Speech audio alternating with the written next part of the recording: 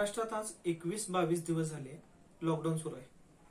तरी पण आपल्यातल्या काही लोकांना, काही महाभागांना कोरोना संकट काय हेच माहित नाही किंवा त्याची त्यांनी दखलच घेतलेली नाही किंवा त्याला त्यांनी तेवढं गांभीर्याने घेतलं नाही.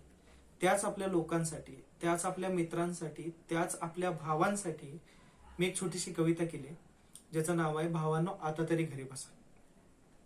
लॉकडाऊनचे नियम मोडून स्वतःला दीडशाने समजू नका. लॉकडाऊनचे नियम मोडून स्वतःला दीडशाने समजू नका. स्वतःची नसली, अरे मूर्खांनो, स्वतःची नसली तरी घरच्यांची पर्वा करा. स्वतःची नसली तरी घरच्यांची पर्वा करा.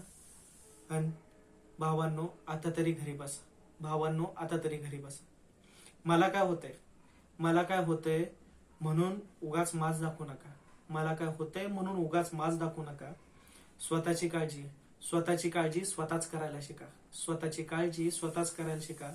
आणि भावांनो आता तरी घरी बसा. भावांनो आता तरी घरी बसा. वर्दीतल्या देव माणसांना उगाच त्रास देऊ नका. वर्दीतल्या देव माणसांना उगाच त्रास देऊ नका. आणि घराबाहेर पडून हॉस्पिटलला अजून जवळ आणू नका. अजून जवळ आणू नका.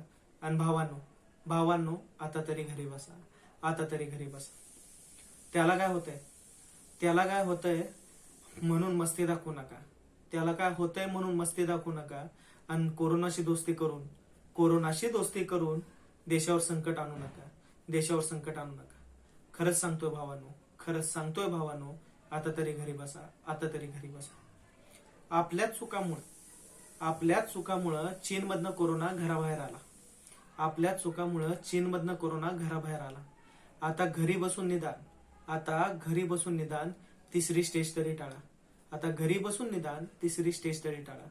आणि हात जोडून सांगतो भावांनो आता तरी घरी बसा.